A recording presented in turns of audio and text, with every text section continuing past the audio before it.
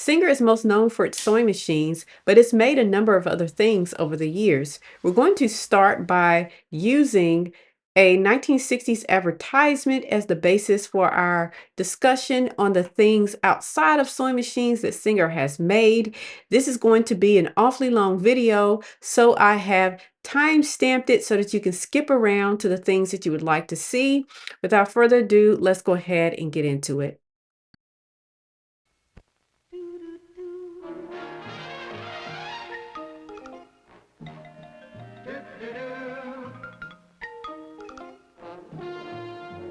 Of course, our discussion has to start with Singer's vacuum cleaners. Singer oftentimes had their vacuum cleaners made by other companies until their sales could justify investing in the tooling to make the machines themselves. And I know many of you are wondering why it is that many sewing machine companies also sell vacuums. And I also wondered that. So I did a little bit of research online and found out that vacuum cleaners oftentimes share a lot of the same parts as sewing machines. So they share things like the motor, the belts, the lights, and etc. And because they share a lot of the same parts, that means that the mechanics that work on the sewing machines can also work on the vacuum cleaners as well.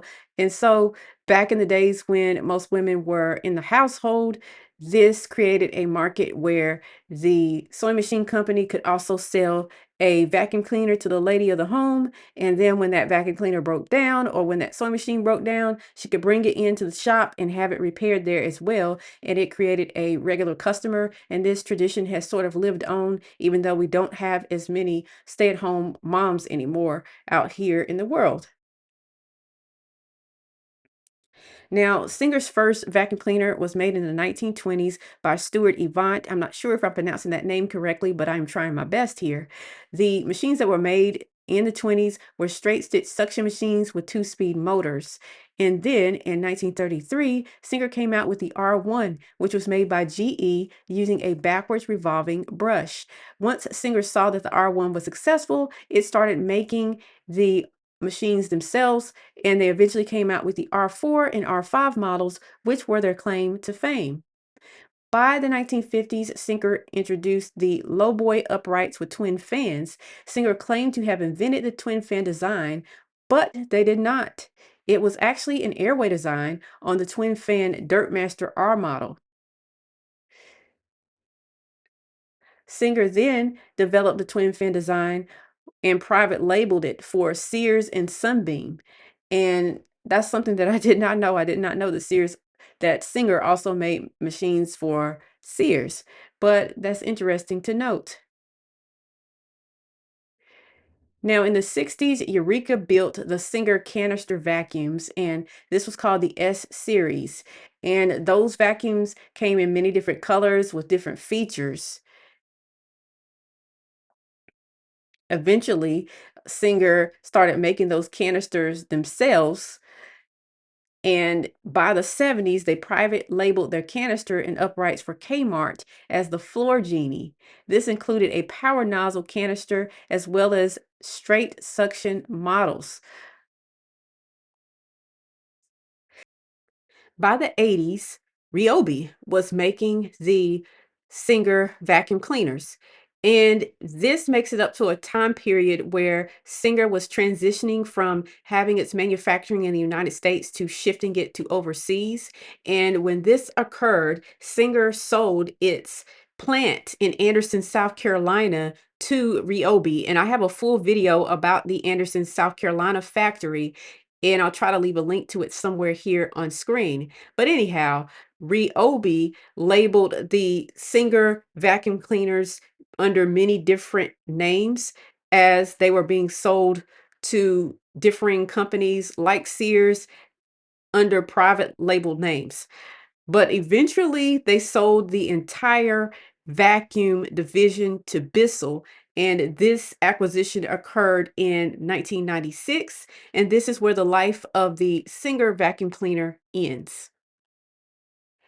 We're going to continue the conversation, but before we do, please do take the time to give this video a thumbs up, subscribe, and tap that notification bell to receive updates.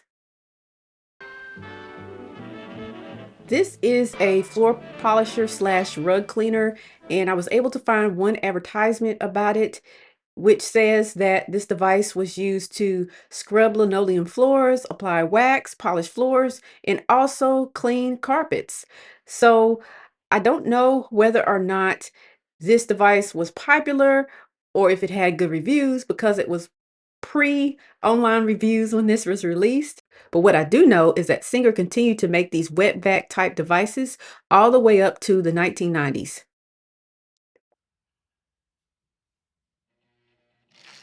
We're going to continue the conversation about all the things Singer has made, but before we do, I have to mention an important thing.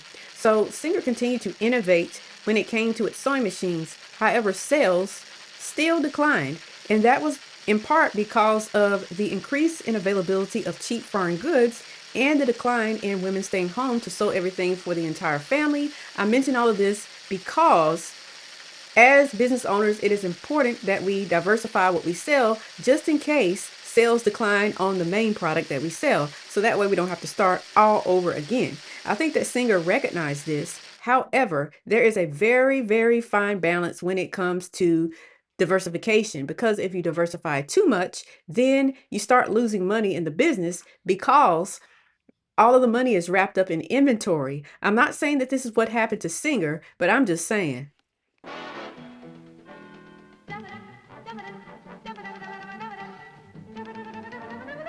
As far as I know, Singer never did make its own typewriters in-house. Instead, what they did is partner with other companies and rebadge the other companies' machines.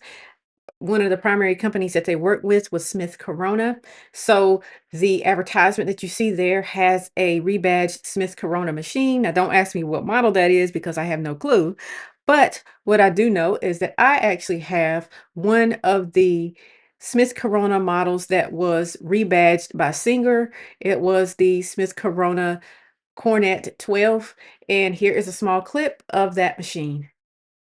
Well, this isn't the prettiest of places with wonderful lighting, but this is my mom's old Cornet 12 typewriter, and I had planned on using it at some point, just never got around to it. It's very loud and hummy, but anyhow, the Singer company made this same model and just switched out the label right here and had their label there.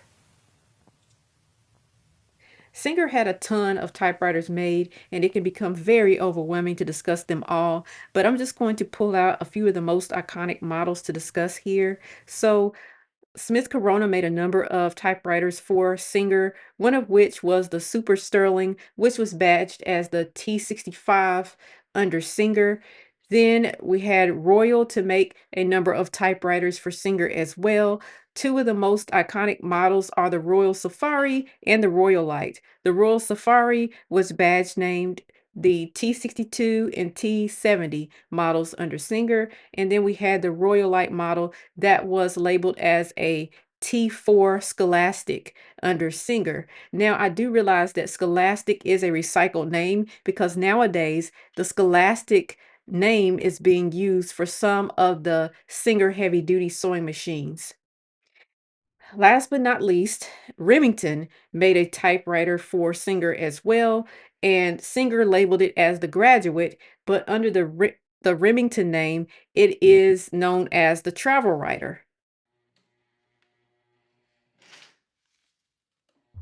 I'm going to skip ahead a little bit in the commercial so that we can see the remainder of the items that Singer made outside of sewing machines. But before I do that, I would like to mention that I have one other video on this channel about things that Singer made outside of sewing machines, and all of those items were made during World War II. If you'd like to learn what Singer made during World War II, then click the link that I have here on screen.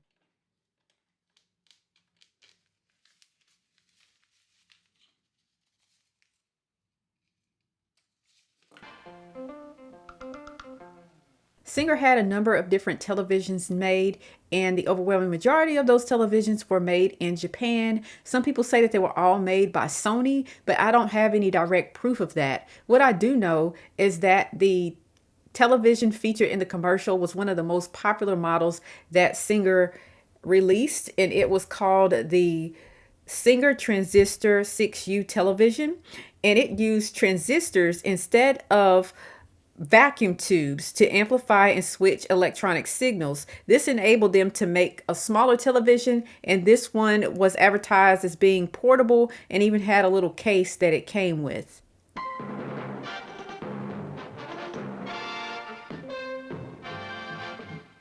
As you can see, Singer made record players too. And as far as I know, all of these record players were made in Japan, just like their TVs were.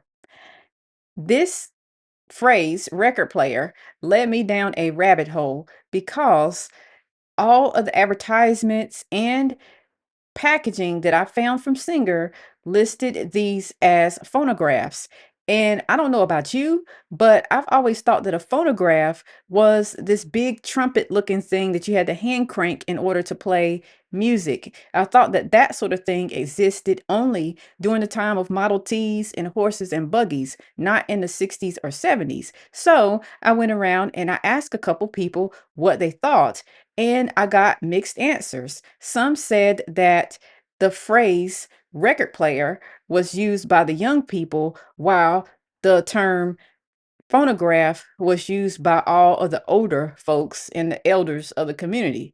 And then there was a couple people who said that phonograph was a fancy word that they used when they wanted to be fancy, whereas record player is just what they used in regular conversation.